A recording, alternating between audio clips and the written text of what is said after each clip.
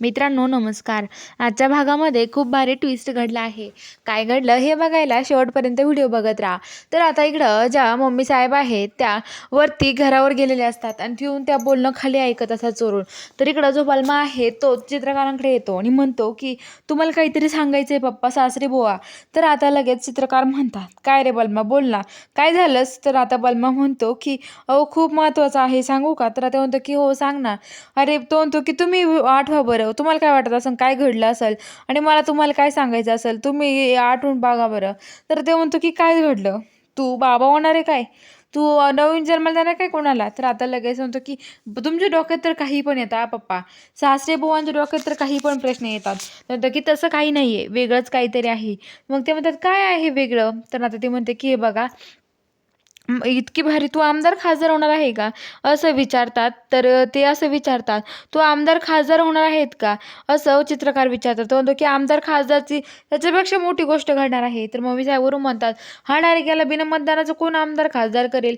काही पण उगाच." तर आता लगेच म्हणतात, की "उगाच म्हणजे असं कसं काय कोणी आमदार खासदार करेल? असं कसं काय होऊ शकतं? असं नाही होऊ शकत." असं म्हणतात. तेवढ्यात आता लगेच इकडं जे मम्मी साहेब आहेत त्या म्हणत असतात, की "त्याचं काय चाललंय ना काय माहिती." तेवढ्यात बालमा म्हणतो, की "अहो पप्पा, तुम्हाला माहिती का काय घडलं? आपल्या सत्याला वाघमारे वहिनींनी एक संधी दिली आहे.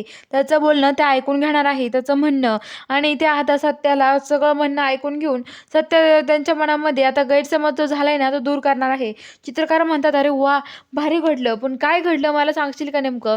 आणि काय रे, कुठं आहे ते दोघं आता?" असं म्हणत असतात. तर बालमा म्हणतो, की "तुम्ही काळजी करू नका, ते व्यवस्थित आहे." असं बोलतात. तर इकडे आता मंजू, सत्या ते अडकलेले असतात. एका ठिकाणी जाऊन बसतात शेकोटी करायला.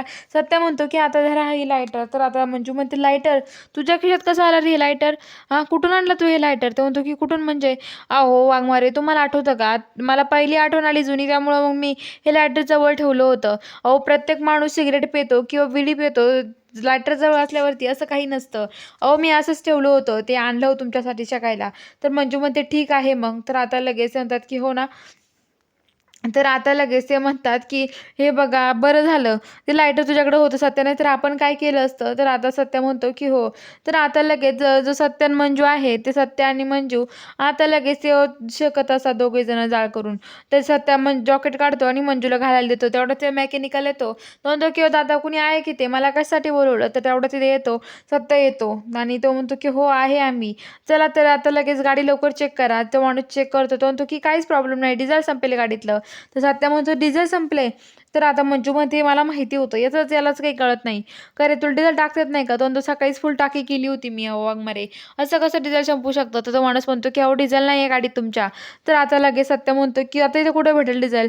तर तो म्हणतो, की "इथेच कुठेतरी आसपास भेटेल." मंजू म्हणते, "सत्या तुला मी म्हटले होते गाडीत बसते तेव्हा डिझेलचा वास येतोय." "मग डिझेल संपल्याचा आणि वासाचा काही संबंध नाहीये वाघमारे." असं म्हणतो आणि आता लगेच तो म्हणतो, की "मी एकटाच जाऊ का डिझेल आणायला?" सत्या म्हणतो, की "हो जा तू आणून दे एकदा जाऊन." आणि मॅडमला सोबत थांबतो. बघूया आता पुढील भागात काय घडतं बघायला चॅनलला सबस्क्राईब करा.